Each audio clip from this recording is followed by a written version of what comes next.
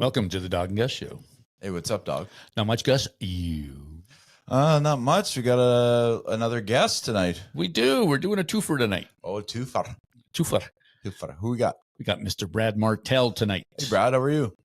Oh, I'm great. I feel like I've been preparing for this for months somehow. Years. Your whole life for this moment. Yeah. We've been waiting. We've been waiting in the wings, expecting an exciting and intriguing interview. Are you ready? Yeah. Yeah, nice to have you. Thanks for coming. Thanks a lot. Yeah, like what I do, it's become a bit of a ritual on Mondays. I put you guys on, and like when I hear an artist on there talking about their hustle and everything, it's like, how could you not go pick up a guitar after that, right? So That's good. It's good stuff. Yeah, it's nice to hear. I mean, we do it for us, to be honest. So it's exciting for us. And then listening to, like you said, having great artists on that are keen and hardworking, and there's no shortage of that. That's for sure. Definitely inspiring for sure. Yeah. So what got you into music, Brad? Well, I've always had like kind of an art brain. Like it was going to be something you go through your usual, cowboy astronaut, like everyone else. Then it went to writer, actor, and music is what took. I wrote a lot, but anyways.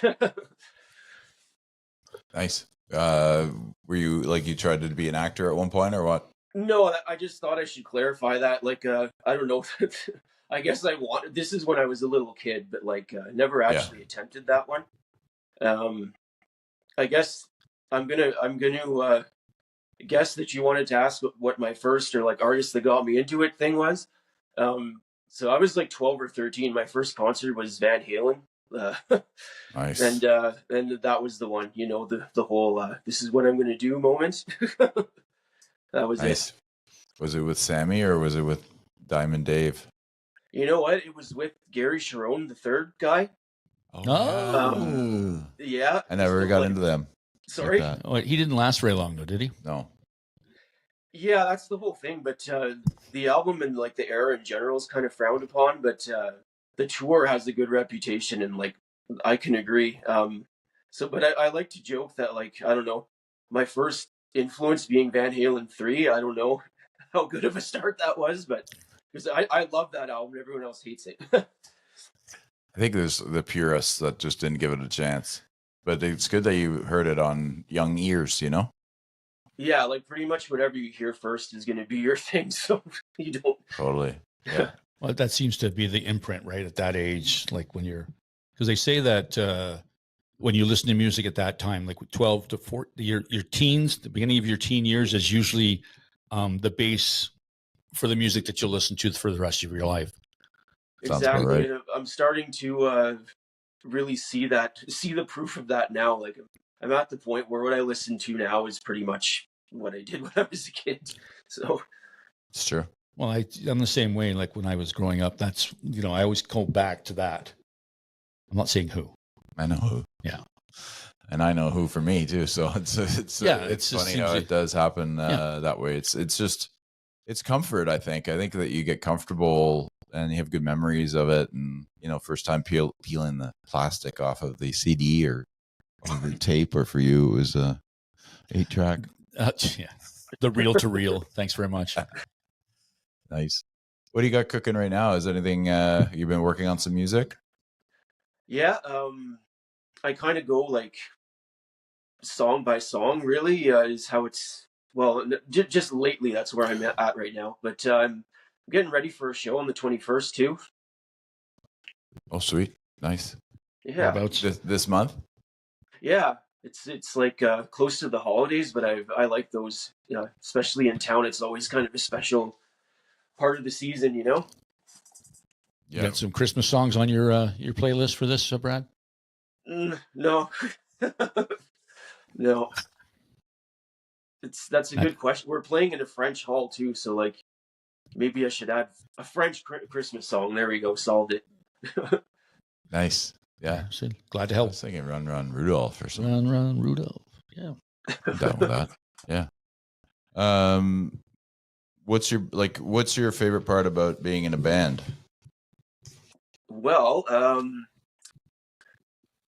because I have a good reference point for that, I'm going to take it as like, as opposed to a solo artist. I had started off my solo career, obviously solo, like just recording everything by myself and, all the instruments, that whole deal, right? But then about a year ago, I joined this band, and it's actually a cover band. Like, this is kind of aside from my original music, but just it hit me right away, like the I never know how to say that word, the camaraderie, just the vibe of being with a bunch of funny guys joking around, right? And they're all new people to me too, so it's been nice to make 5 new friends, and yeah, I don't know. I guess perhaps obviously it gets lonely recording alone after a while, I guess. For sure. You want to feel a vibe too. Yeah, seriously. How did that come about? Did you answer an ad? How did you come about meeting these new people? It's kind of interesting actually, because I think I mentioned to you guys I was in Ottawa for 15 years. I just moved back 3 years ago. So I was on a long vacation in Ottawa, and just got the connection through a mutual friend. Hey, these guys need a singer. Do you want to join? And like usually when I leave and come back to Timmins, I'm bummed, right? The vacation's over and all that. But they wanted to jam that night, and like it was a great time, and I just skipped that whole post-vacation blues thing. So like, speaking of a good start, I took that as a good sign that it started that way, Yeah, for sure. So it's a cover band. What are you covering? We are like 90s, 2000s. Again, kind of when I mentioned all the stuff I listen to now is from when I was a kid, like that kind of idea. Yeah, punk and alternative kind of thing. Sorry. Nice. Who are your musical influences then from the 90s and 2000s? Off the top of my head, like me personally. Well, you're the one we're talking to, Brad. Yes, exactly. Yeah, and the influences of a cover band, right? Yeah. So for my original music, I think if I had to pick an idol, I would say like Trent Reznor, 9 Inch Nails. Sick. The whole, I just love the style and the whole self-sufficient recording on your own thing, right? It obviously influenced me.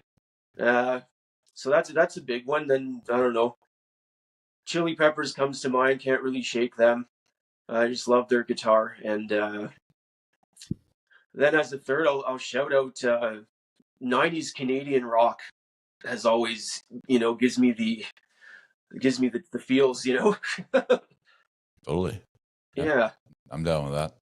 Reznor's cool too because of his story, right? Like he got away from that the record producer and then did his own thing, and he did his all his art, and then Jimmy Iovine signed him.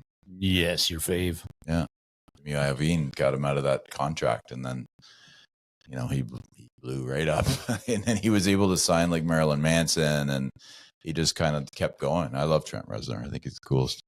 Oh man, even you could say like the drugs too. I mean, he's one of the guys who turned around and like got better for it, and it's obviously still around because a lot of those 90s people, unfortunately a lot of them are gone. So I like a good story like Trent's. Totally. He's been a sober guy for a long time. Yeah, nothing wrong with that. You think that I wonder if that impedes the process, like the musical process. I wonder if he had to readjust. You know what I mean? Because, a lot of guys will say, well, I was inspired while I was under the influence of whatever I was taking versus being sober and getting inspired. Maybe, yeah. I don't know. What do you think, Brad? Well, I happen to know he's actually addressed that. And I think for him, it just manifested in taking longer to do his first album sober. He was scared that he wouldn't have the ability anymore. And then I guess if you listen to them, his music got a little more normal sounding, I guess, or more, I don't know, streamlined, but he could still write songs, and I still love everything he does. So that's very true. Yeah, that's good. That's a good point. I'm going to have to ask this because we're talking about Reznor. What's your take on Cash doing his song? Cash. Johnny Cash doing Hurt? Oh God. I mean, it's one of those like can't choose a version songs, and I don't know. There's a few like that, but obviously it seems I watch a lot of Trent Reznor interviews because I actually heard him say that when he heard that song, he was like, "That's not my song anymore," and just like all the mutual respect going on there, and that's I vibe with that. It's one of the best parts of music. Totally, it's a great version.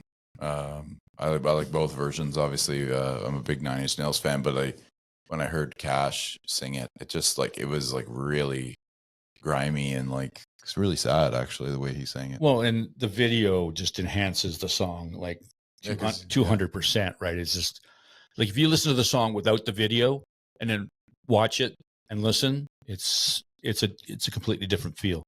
Yeah, because you could tell he was at the end, right, and or getting towards it anyway, and that's and it's almost like he's patching up old wounds, I don't know. It's very. You're right. It's a very like in Reznor's right because it's no longer his song, and I think that again Rick Rubin was the one that kind of got him into that one. Well, that was the American recordings, right? So Rubin was there saying, because when he approached Johnny Cash, Cash was like, who? Like he didn't even know who he was. Yeah. And he was so, I don't want to say bitter, but like his country music kind of dismisses older acts, right? They want the young, they want the fresh. Him, like Merle Haggard, George Jones, they all went through the same thing where they're being dismissed because, you're not putting out anything new. So when Rick Rubin said to Johnny Cash, I want to do stuff with you, he was kind of like very like, whatever. Okay, I'll talk to you. And then the first thing Rubin says to him is, what do you want to do, Johnny? Tell me what you want to do, and let's do that. And then he was like, okay, let's try this. Yeah. Well, Rubin's great at that, at getting people to do, like, he's admittedly said he's not an artist, like in the sense that he doesn't play instruments. He's just more, he can get the best out of people because he lets them be themselves, right? Mm-hmm. Yeah. That was going to be my joke. Like Rick Rubin, he's great at finding a way to not do anything. Like, so, exactly. What song should I do? I don't know. What do you want to do? Yeah. But he did approach Cash with Hurt and some other tunes as well. And I guess they had to rearrange some of it because Johnny listened to it and he goes, I don't understand it. I don't get it. I don't want to do it. It's not. Yeah. And then Rick was like, well, what about this? And he kind of tweaked it a little bit and Cash went, okay. And the rest is, as they say. It's true. History. Mm-hmm. Yeah. Do you have what's like a song that was the most difficult for you to write? Oh boy.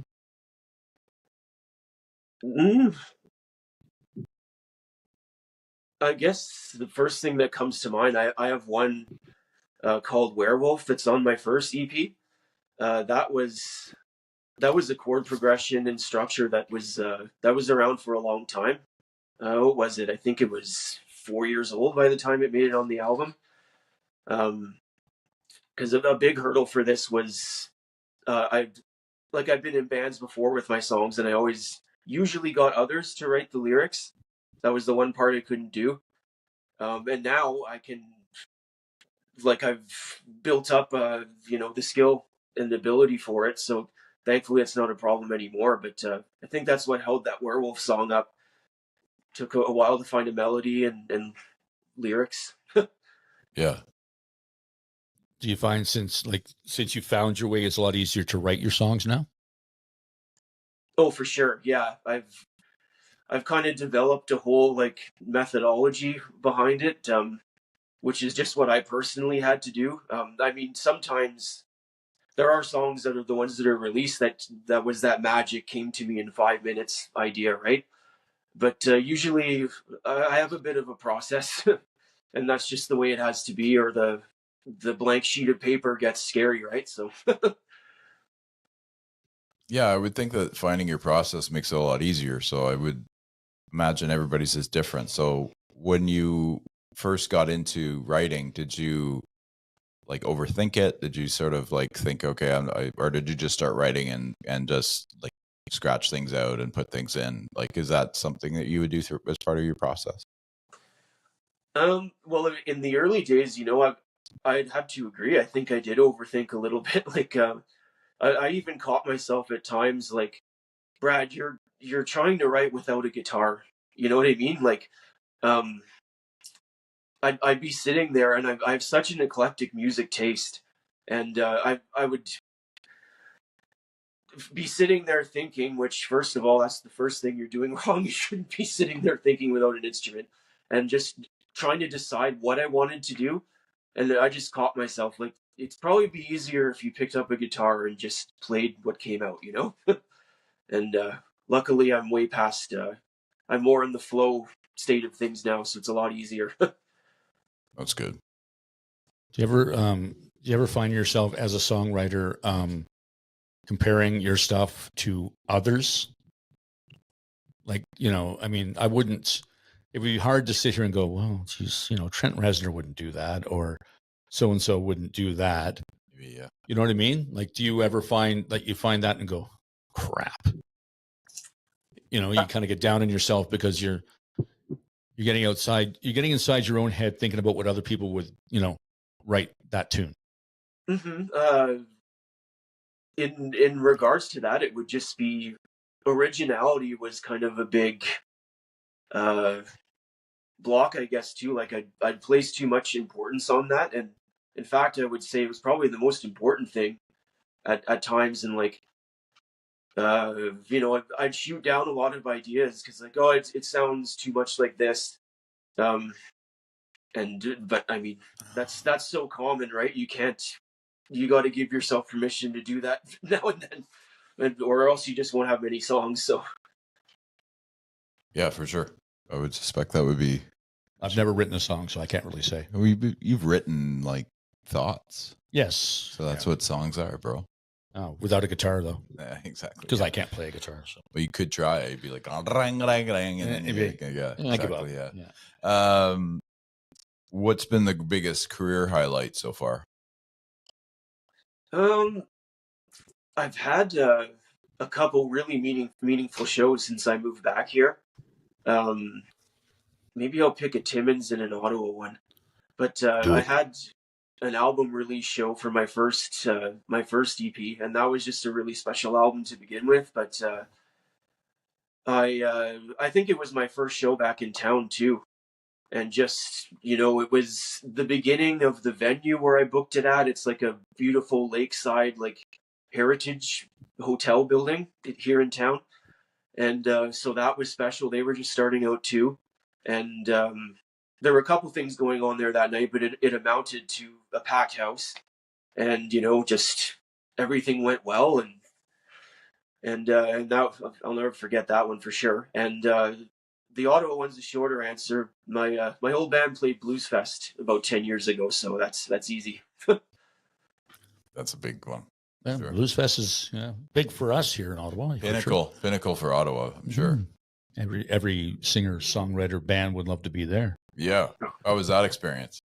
Oh God, it was, at the time, it was the best day of my life, and I've made a point of saying that very openly. So they really don't treat you like, okay, you're just the local band, like you get the full rock star treatment. And like, just the fact that they take local submissions at all, like, that's you don't see it too often, and it's great for us as artists.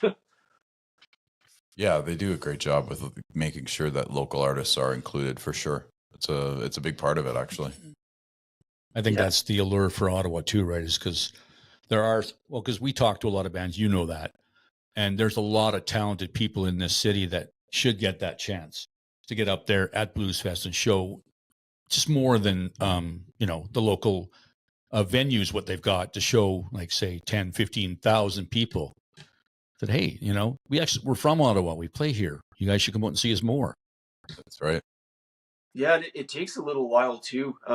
My band was pretty deep in by the time we got in, and I know I have some friends that really should have played by now, or should have been allowed to play by now, who haven't. Desert Island Big Band is one that comes to mind. I know you talked to him. Mm-hmm. Yeah. He's a very good guy, very interesting guy. Yep. Yeah. Yep. But that's the he thing. writes his book. So we found his book at that coffee shop there. Yes, we did. Yeah. Yeah. I think it's still here somewhere. I have it. Oh, do you? Yeah. Okay. What a jerk. He took it. You gave it to me to read. What are you working on musically right now? Well, I actually got an Ontario Arts Council grant application in. It sounded like I was about to say I got it. I got the application a couple weeks ago, and that was valuable already just in itself, because it forced you to actually outline what, even like give song titles, how long the songs are going to be, how many are going to be on the album, and like talk about manifesting, right? Which I think you guys have brought up a couple times too on here. Like, it was quite literally that. Some things weren't definite, but now I can see it, and sometimes have to remind myself, like, which riff was that? Did I say I was going to finish now? So yeah. To get that in depth in the questioning for these things, for the grants. Yeah, if you could expand on it a bit, that'd be great. Yeah. Oh God, it was over 2 nights, 2 4-hour sessions, and both had a bit of a headache after, but I mean, it was a good headache because it's just a lot of questions and they want you to be really specific. So now, were they talking to you, or were you writing this out and sending it to them? Did you actually like Skype with them and chat with them, or how did that go? Skype. Not yet. It was an online application, and it's like a whole like portal that you log into, and I don't know. It felt like an app you would use at work or something. So, yeah. Mm-hmm. Yeah. How seriously can you take Dawg with his glasses like that? They're broken. You know what? I can take them off because No, I like Is that it. better? Yeah. I don't think I would open have your eyes noticed, wider, honestly. Yeah, it's funny. I was just noticing. I'm very ghetto. I have because they keep going like further down. I would prefer you to wear them, actually. These are my dollar store glasses, and they're broken, and I haven't got another pair with me, and I'm not wearing designer shades over here like Mr. Joe Bonamassa. Yeah, they're certainly not designer, but I appreciate that. You're welcome. Yeah, thank you. He doesn't know. No, he doesn't have to know. Do you play other instruments? It looks like you have a full kit behind you and guitar, obviously. So how many instruments are you playing these days? I'd say let's say 4.5. I was hoping to get the kit in the shot when we first went, but you can see. Yeah. Anyways, we're good. Guitar, drums, bass, vocals, and the piano. I call a 0.5 because I have piano on my first EP, but it was I don't know, more of a feel like a channeling situation, and just a lot of takes of, okay, if I sit and run through it a bunch of times, I can do it once really good. You know what I mean? Yeah. So if I had to play that right now, I wouldn't be able to do it. So play Silent Night. I'm just kidding. Play chopsticks. Yeah. That's cool though. Like, do you find that brings you challenges, like to have to be able to play all those, or is it kind of seamless for you?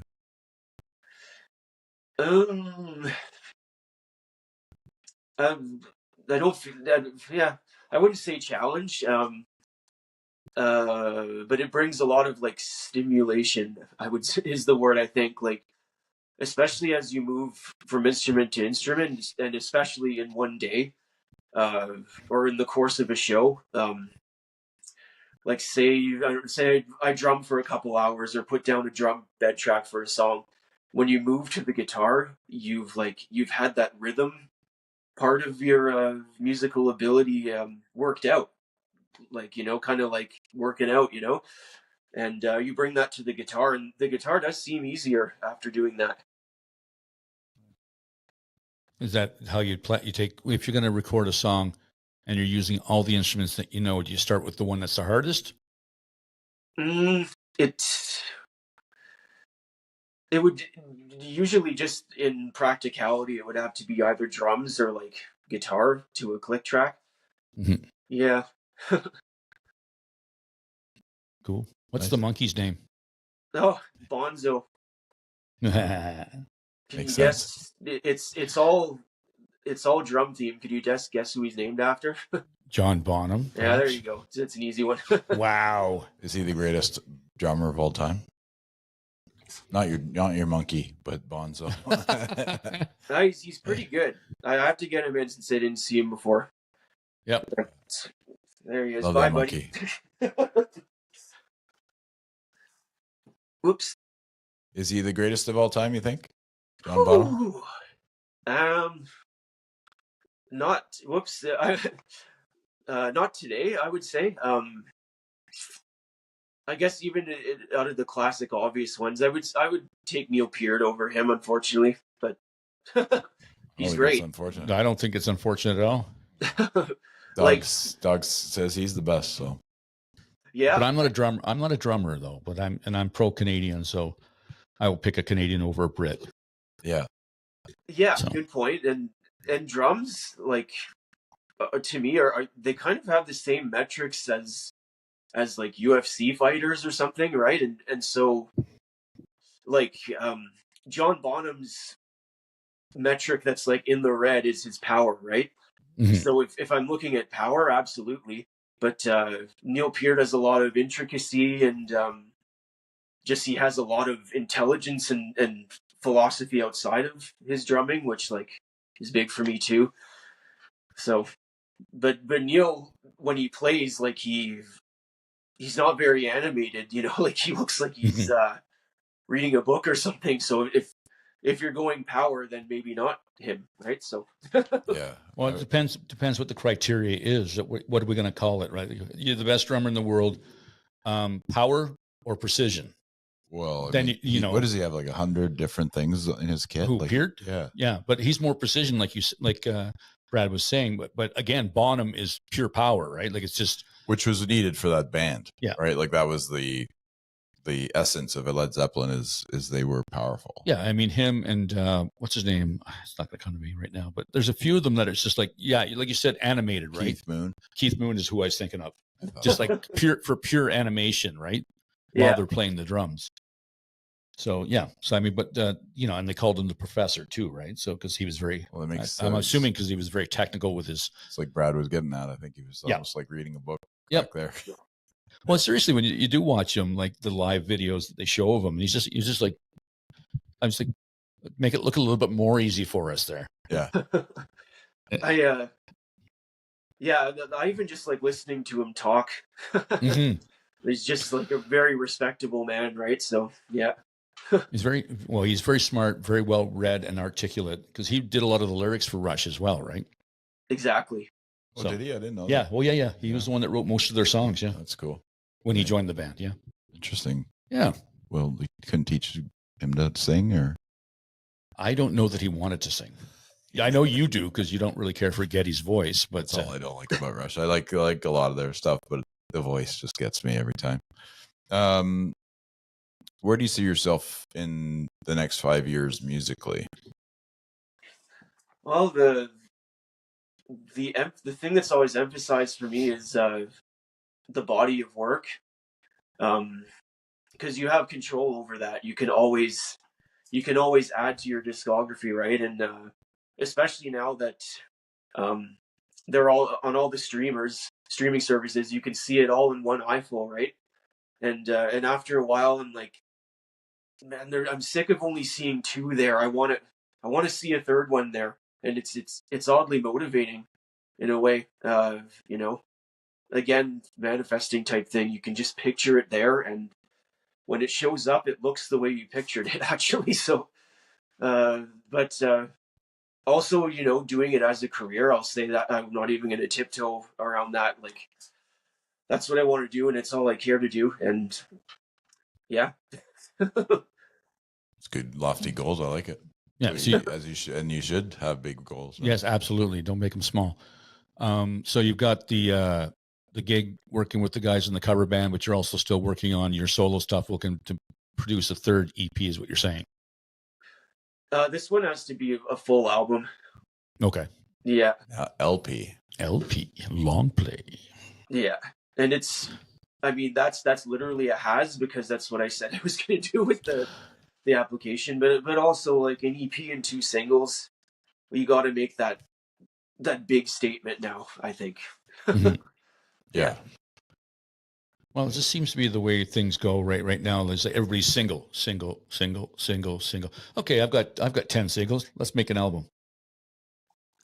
You know, it makes sense. I mean, it's kind of the template. I think people absorb more of the music if you release singles, and then you can put it all together. Would you agree? Yeah, and then there's the element of when you're thinking of the next thing to do, you're reacting to the thing you did last. So it's been a couple singles now, so just to think, okay, in a few months I'm going to put the teaser, like, new single coming Friday, and then release it, you know what I mean? And I think even the audience gets the point now too. Like it's the same idea to come out with an album next time is just a stronger move, I feel. So it's cool. You got to be, you got to be real careful, right? Because I mean, these days the attention span of people is singles. Oh, Brad Martel's got a new single up. Awesome. Oh, he just put out a 10-song EP or LP. Sorry. Oh, okay. You know what I mean? Like it's just maybe. Well, I mean, like my generation, like we bought albums, we listened to the whole thing. Yeah. Well, you know what I mean? They would put a single out, like the A&R guys would say, okay, this is your single for this album so far. This is your first single. And hey, I like that single. Do I buy the album or do I wait for the next single? You know what I mean? And I would usually, if I liked the band, I would always buy the album anyway. Yeah. So it didn't really matter. Well, you always listen with open ears. Yeah, so I don't. Yeah, it's kind of just the way it is. But it was always fun waiting for that album to come out and being excited when it finally dropped. Oh, in so many words, I'm right with you on that. Like, I think it was better. I like that experience better. And I mean, I still do it. They're still putting the CDs out. We don't have a record store here, so I can't go get it on release day. But I'm following the experience just the way the artist wants me to. So, and but it's all about having a good time. So whatever you enjoy doing, it's all good. Mm-hmm. Yeah. So Timmins doesn't have a record store. Oh. How does where you live affect your career, you find? Oh, good. Yeah, I thought you might ask that. Well, the main difference, and I'm gonna start out with a compliment sandwich, just to make it clear that I'm not whining or whatever. But we have a very supportive scene. All of the kind of like you talk about it in your show too. At the shows, it's all the people from the other bands are there. When you release something, all the other bands are all over it. We have 2 great promotional concert promotion companies, and they're both more or less independent. We had a great summer with them, with our festival with big touring acts, and then the other promotion company is more of a punk rock one, and we just had a beautiful, massive wave of positivity festival for them too this summer. But the difference in the challenge is I would really love to have a venue where I can just bring my guitar and play. That's the only thing. There isn't really anywhere where you have to arrange sound for yourself, and then it becomes a whole day of setting that all up when it's not already in there, and finding a person to do sound. I did it myself for my first few shows, and it's just too many hats. I couldn't really enjoy myself. So, but I mean, other than that, when you play these venues, the experience is always great. It's just a bit of a longer day and more planning and costs, but very, very supportive scene. And circle back to all the good things I said first, because I'm definitely not whining. It's just it would be great to like, even as a drummer at House of Targ, they have a house kit. Mm-hmm. So like I just walked there sometimes with sticks and cymbals and a kick pedal, and walked home at the end of the night. So I kind of got used to that. Yeah, no doubt. Yeah, I guess it's a different mentality if you're in a smaller city community. Yeah. Yeah. Yeah, I would think that would be a challenge, because if you're trying to not only put on a good show, but you have to be the guy that puts on the good show and make sure the sound's good, and still try and sell some merch and still talk to some people. But that seems like a lot of work. I mean, and you're not. Yeah, I can't even imagine. Yeah, I definitely enjoyed the ones where I didn't have to do that, as opposed to the ones where I did, and and that's on top of all the promotion and everything too that every artist already does, right? So it's kind of ironic, but for a guy who plays all his own instrumentation on recordings, like I do, see a lot of value in outsourcing all the different roles, and it's just more companionship and laughs and everything too. So it's, yeah. Well, I think, it's great to do your solo stuff, but it's also fun to be part of a musical experience, just like you said, the camaraderie of hanging out with other guys and just playing some good tunes and just having a good time. Like that's it's kind of a little bit of a balance. Exactly, and at the end of the day, it's nice to have both too. So really, I don't even have to choose. So I feel good about that at this very moment. It's good. When you do these gigs with the band for the covers, is there a good venue there that you can go to, or where do you usually play, or do you go around the area? Yeah, there's good venues, like good in terms of a space and an atmosphere, and places that the concert goers actually enjoy going to because they have a comfortable place to sit, and all those other metrics are great. It's just there's not really a place with the sound system. But anyways, I already said that. Yeah, our last gig was at our local Rib Fest, so probably the second biggest festival in town. So I mean that was nice and had all the fixins, right, that a festival has, like just like Blues Fest. They treated us great. And yeah. That's great. I have to put these on for a second. Oh. Yes. Oh no, I'm going to notice of the tilt. Oh, yeah. They look straight now. Because my head's like this. How was putting We Meet Again together? How was that process for you? It was a beautiful process. A lot of like the gamut of emotions going through that one, because it was a little bit. Well, let's just stick with the emotional, like in addition to the fun parts. But it was kind of cool because I did the guitars, like basically the foundation of the album, in Ottawa right before I moved. Mm-hmm. And I got to finish the vocals and all the overdubs, piano and stuff here. So that's some nice symbolism there, because it just quite literally follows the whole story, and it's yeah. Yeah, well, like it's a great song, so you did a great job on it, that's for sure. What's the best piece of advice someone's given to you for becoming a musician? For becoming a musician, my headphones keep slipping. I'll go with I guess this more falls under stage advice, performance advice, but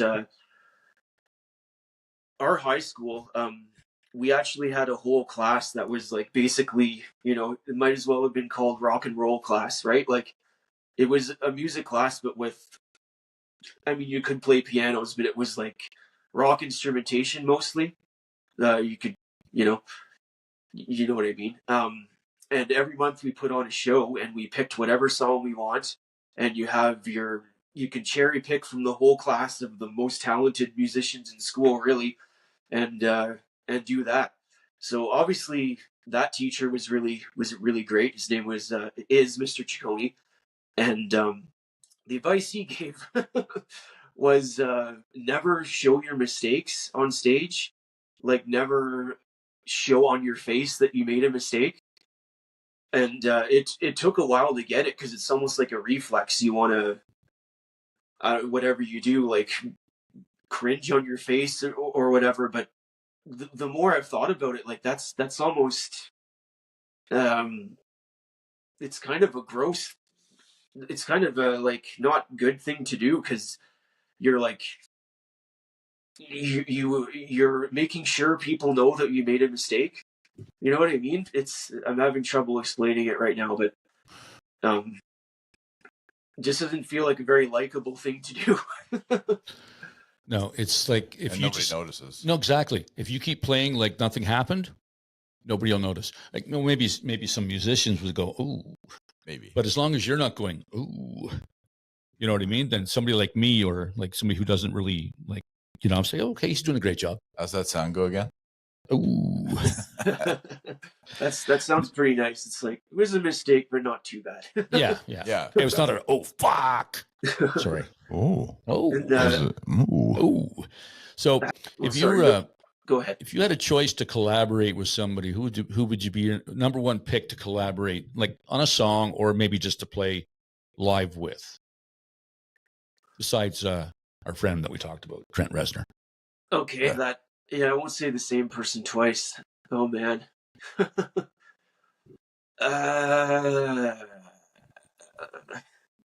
Well, I don't want to think forever, so you always need a good drummer, right? And so let's go with Neil Peart, because he'll get the job done. That's the hardest thing to find. So there you go. He would get it done, I think. I think he would do just fine. Yes. Yeah. He would get you where you need to go. What do you do in your free time when you're in Timmins, Ontario? I'm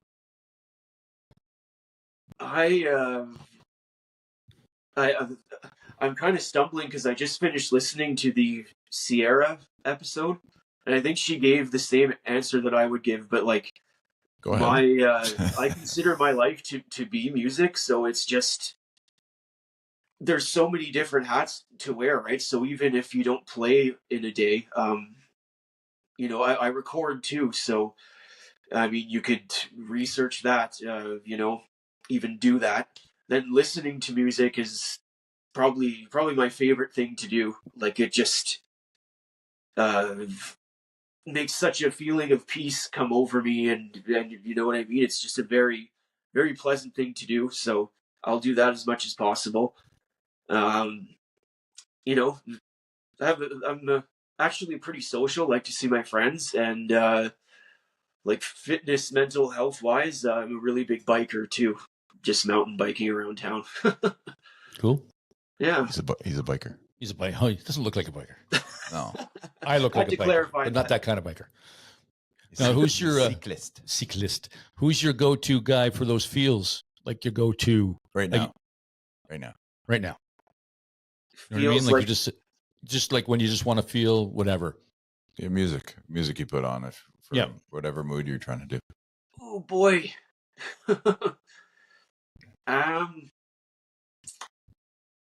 I'll just go with the last thing I listened to, which this week it's been I Mother Earth. Okay. We the cover band just started playing one of their songs, and it's turning out to be a real standout one. And like they've been around my whole life, right? And just whenever I think of listening to them, it feels like a treat, because they scratch so many itches. Like, they have improvisational songs, like jammy instrumental stuff.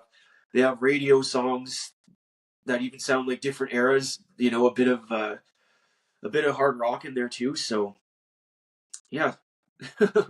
I think they just played Ottawa this weekend. Saturday night. Yeah, Civilian was there playing with them. Oh, yeah. Really? Yeah. Oh, yeah. Cool. Civilian's a local band here. I don't know if you know of them, but they're quite amazing.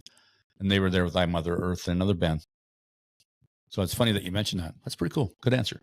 I think that was part of what made me want to listen to them too. Mm-hmm. Listen, knowing that was happening. Yeah. All makes sense. I mean, it's I like I Mother Earth. I used to love them back in the day. Yeah. Well, he did mention he likes a lot of Canadian 90s bands. So yeah, that was one of them. Yeah. Edwin or not Edwin? I'm going to say not Edwin right now. Again, because of what's going on most recently. The song we're playing is a Brian Burns song. Their other singer. So yeah. I am more of an Edwin guy, but I don't know. He's a really cool guy, and I'm glad he's back with them. Yeah. It's kind of like I'm glad that they reunited and made that work. He made a big mistake. He was managing a bar in Toronto after he went solo. Did he not? Yeah, I was going to say he did some solo stuff. He did, but he wasn't nearly as successful. That's the chance you take. All of a sudden, he was managing a bar downtown Toronto. Do what you got to do. Well, yeah, because your other band is touring and you're not. Was there ever a time where you thought about quitting music altogether? I think that's pretty common. I think everybody does. It's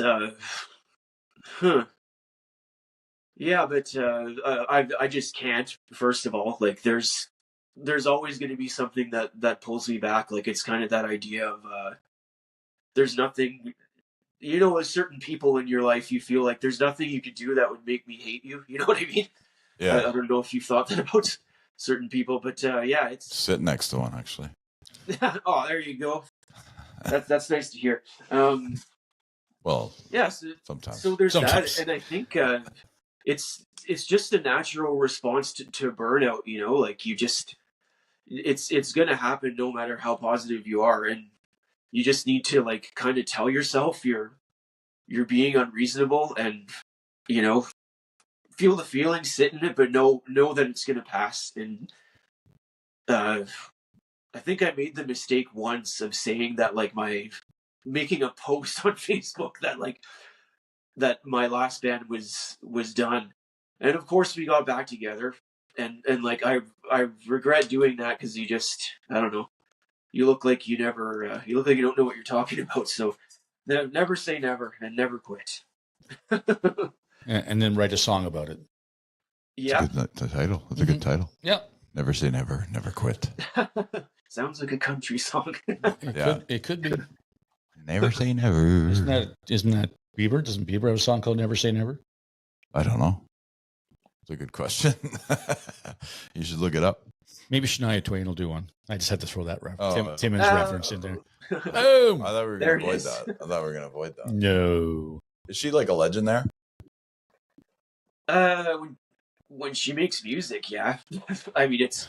I guess like they're a town, like at the bottom of when you drive into Timmins, it says Shania Twain's home of Shania Twain. Yeah, and they had to put plastic over that because people kept drawing mustaches on it. But no respect. Yeah, that's fine. Yeah. At least Timmins has a sense of humor. They sure do. Yeah. Yeah. So Saturday nights when you got nothing but let's go deface Shania Twain's picture. All right. Yeah. Let's have a couple beers first. Yeah. Well, I think the beers are already had before the discussion. Probably true. Probably true. How would you describe your style of music? It's the genre tag I always pick is alternative rock. That's where my taste has proven to lie, and also eclectic too. I don't think I would ever do an album all in one style. At least I'll say that right now. But because I'm big on genre blending too. That's just really neat to me, right? And like the latest song is a good example because I was playing around in drop D guitar tuning, which I hadn't really done much, and just to kind of put it in non-musical terms, I guess, like when you do that, you end up sounding, it's kind of a Soundgarden riff. That's what you go to write heavy riffs kind of deal. So I had a riff and it was sounding kind of like I alluded to before. It was sounding, it just sounds like a Soundgarden song. And all I did was take out one note, instead of going like, I went, and then all of a sudden it was like, it had like a Latin beat to it, for lack of a better, like it just got groovy instead of just a full like pounding rock song. And you just go like, oh, neat. You know what I mean? I don't know if that's ever happened before. So that's cool. It's good that you don't limit yourself to a genre. Now, speaking of genres, is there a genre out there that you just don't get? I'll take that as a yes. I have one, but I'm like so weary of sounding like I'm whining about stuff. But go ahead and whine. Okay, country. I mean, I could have just said country, but yeah, I don't know. That's fair. I mean, that's we asked the question. You're not hurting feelings here. I always go with. I mean, like most people, there is some I like, and it tends to be older. And I'll always open my mind to a good song is a good song. So if anyone wants to send me a good modern country song, I mean, I listen to music looking for something to like, and there's very few things that I hate, or like songs that I hate. But I just don't like twang for some reason. I don't know. No, that's fair. That's fair. Like you're allowed to like and just like what you. Now you said old. How old are we talking when you talk country? Well, like, Johnny Cash is a good one, and like I count Neil Young, like he's made country albums, so I guess that's more folk. Like it's more of a. I don't know. I wouldn't put Neil Young country. So what's that? Folk would probably be more the category for him. Yeah, true. Yeah, but I think he's thrown some steel guitar into a few songs and for stuff. Sure, I'm sure. I mean, Blue Rodeo does it too. So. Yeah. I mean, but I would have said Blue Rodeo too. And I play a couple of their songs, but I could see someone saying it's not pure country, but I guess that just means I really don't like it because the only stuff I like isn't pure country. So I don't know. Well, one day. Johnny is more the outlaw country stuff, so he's more outlaw. And you've listened to our show enough to know that we love Johnny, so good choice. Yeah. Does Sturgill Simpson count? Sturgill Simpson does count. There we go. I like him. I like Sturgill. Yeah, we do. We're big fans. Yeah, I'm a big fan of Sturgill. Yeah, he's got some good stuff. All right, so you know the question. You've listened to our show. We ask it to everybody. Is it the decade of 80s music or the decade of 90s music for you? I had to stretch for that. So I don't know. I tried to devise a way that I could say both, but short version is like for mainstream 90s, and I could have just blurted that because just my age and when I was coming of age and all that, there's my heart lies in a lot of it. But for the foundation of a lot of that 90s music and just more on the underground 80s, like when I'm trying to be cool, I would say 80s, because, and like the pop music is great and euphoric sounding too. And all the hard rock, like I said, my first band was Van Halen. So their peak was in the 80s. So yeah, they were pretty big in the 80s. They were, they had a few songs. Well, albums, singers, yeah, drug use a little bit. Oh no, none of that. They might have a future, those guys, maybe. I think not anymore. But I think the future's done now. yeah. Eddie's gone, so That's What do you think about that, Brad? I'll ask you about that because we had this discussion. As you know, if you've listened to this show, I'm a huge April Wine fan. And we're discussing, because we like to manifest things as well. And Gus was like, well, I sent out a thing to the guys from April Wine. And I said, well, in my heart, April Wine's done for me, because Miles Goodwin was April Wine. He started the band. He was the only original member left. There's no original members left in that band that's touring right now. Thoughts on that? My gut would have to agree. I mean, I could look at it from the practical sense. Like there's someone who needs the money, I would say. But yeah. I don't know if that's like I said, I'd have to agree that once the main force is gone, I mean, you could do tribute shows, just put it under that, frame it that way, you know? Like it'd be the same thing as, you know, as the remaining members of Van Halen going out, finding a guitar player to play Eddie's parts. Would that, no, it's the same thing. Would that be Van Halen? No, it would not. So why am I getting grief from people when I say that's not April Wine? Nobody's giving you grief. You're not, but no.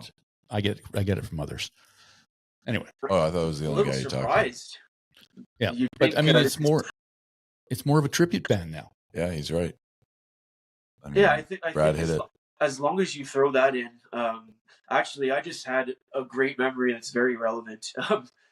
Another one of my formative shows, I think it was the first bunch of teenagers hopping in a car going on a road trip show, was the Doors, when they had the guy from The Cult singing with them.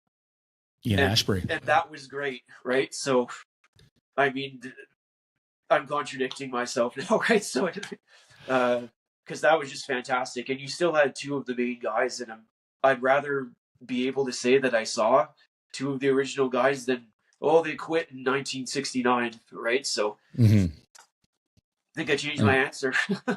Yeah, the longer we talk to him, the changes it. Like I couldn't see the hip playing with a Gord down. I honestly don't. I can't believe you'd say that.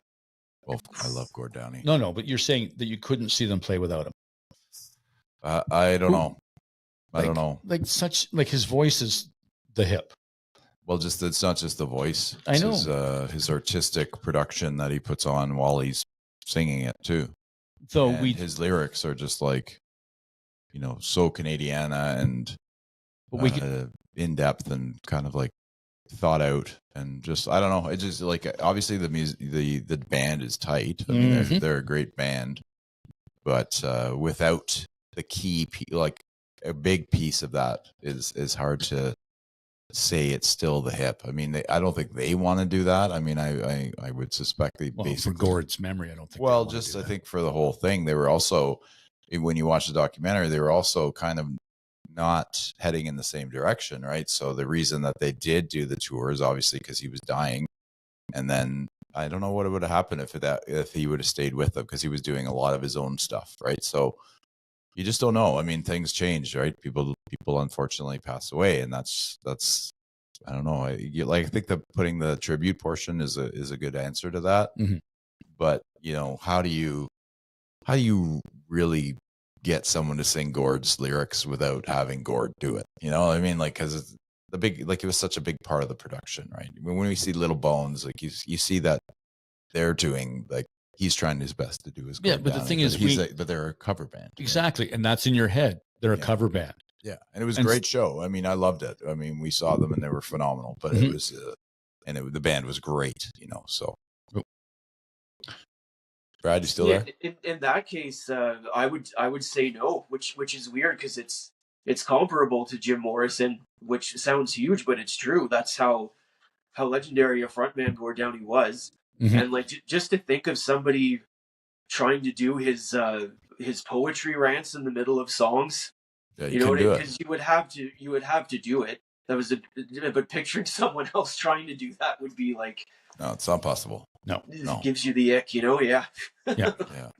So when do you think the album will be done? Are you just going to wait for your financing and then go from there? Well, it has to be done by mid 2026, I believe. But it's the pieces are all there. Like, all of the songs are in varying stages of completion. So, I mean, the sooner the better, because I just like to, like I said, that body of work. When I'm looking at the 3 album covers there now, and I'm getting sick of seeing only 3, I hope that I have something to put up there quick, right? So, yeah, yeah, makes sense. Well, we appreciate you spending some time with us, Brad, and we wish you the best of luck in your endeavor. Oh, yes, thanks a lot, guys. Yeah, it's a pleasure. I've been wanting to do it for a while, so thanks a lot for having me. Yeah, our pleasure. Yeah, it's great to have you. Thanks for listening to other episodes as well, and keep on keeping on, man. Thanks. Cheers. Dawg and Gus, Dawg and Gus, Dawg and Gus.